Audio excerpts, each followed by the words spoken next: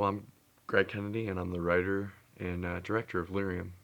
It was about 2 years where I really didn't do anything with it because I didn't have kind of a plot or a story behind why he got there. And then Anthony was like, I found this drug. It was called scopolamine or devil's breath. And I watched a story on Vice that had this documentary, and it's this drug from Colombia. I was just blown away by how scary this drug was and what it could do to its victims.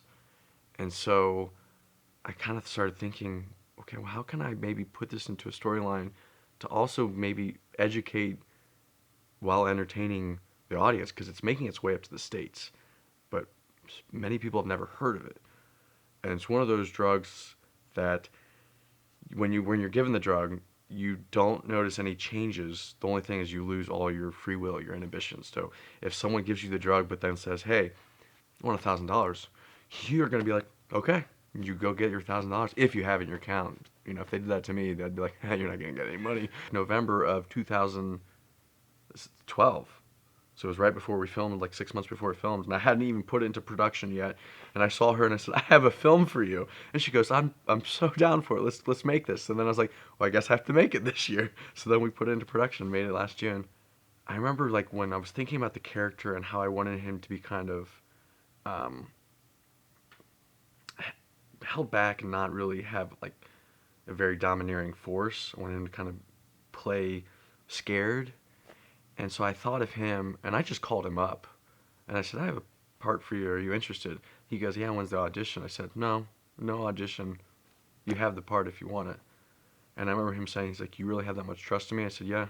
I hadn't actually seen him in probably 4 or 5 years, and we did a short film like 2 months before we filmed Lirium, and I saw him, and right away I was like, "You're Bailey." And so then I talked to him on set. I was like, "Hey, I got a film coming up. Would you like to be in it?" He goes, "Sure, why not?" I was like, "Cool, all right." Bailey's like the big brother, and so he's always trying to get Paul to do what he wants him to do, but sometimes Paul doesn't want to. So he's kind of like, uh, uh, on both sides, he's got to be like, "Hey, it's okay," and then sometimes he can be like, "You're doing it. I don't care what you're saying."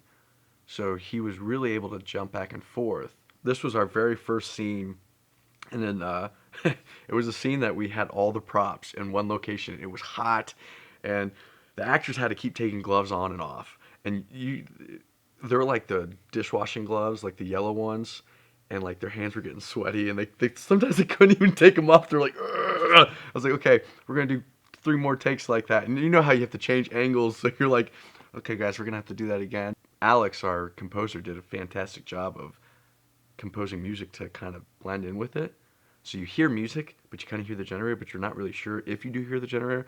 Obviously, me being the editor, I do. I notice the generator, but I don't think anyone else will, unless they obviously now listen to this and they're like, "Oh." So the Jenny was a damn mean lady on set. The purpose of Lyrium is not to make money; it's to entertain, to kind of educate with the scopolamine, but also to kind of for Anthony and I and our business was to promote ourselves and show, hey, we're a small company here in Dayton that really doesn't have any money, but we do have passion.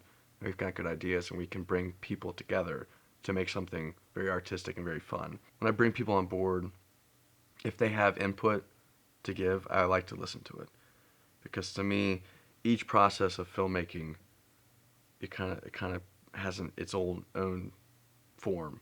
I know Nathan did things I wasn't prepared for. I think Jeremy did things I was like, okay, yeah, just that was great. Do it again. Okay, we didn't rehearse it. It just kind of did it. And then same with Cody. Cody just does a simple like push in. He just pushes in on Nathan, and it was just I remember standing behind the camera when he did that. I think my reaction, people were laughing because I was like,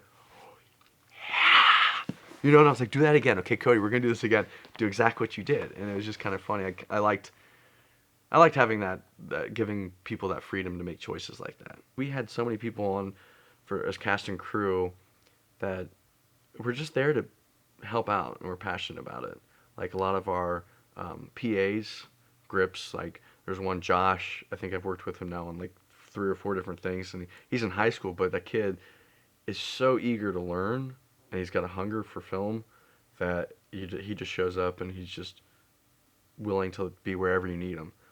We had David Cheesy that does sound, and I always feel bad because I give him a tough time. I mean, like I've already talked about it, but the generator, we call her Jenny.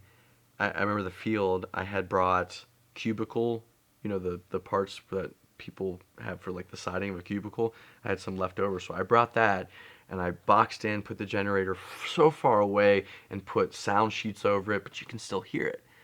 And so like I give him, I really feel bad because sound is like 50% of a film. If you have bad sound, people are not gonna, you know, they don't give you time of day. And so I'm never, sorry, David, I never give you the chance to have an easy time because he just always he makes it work, and then he always comes back in editing to help with fully mixing and kind of cleaning up audio.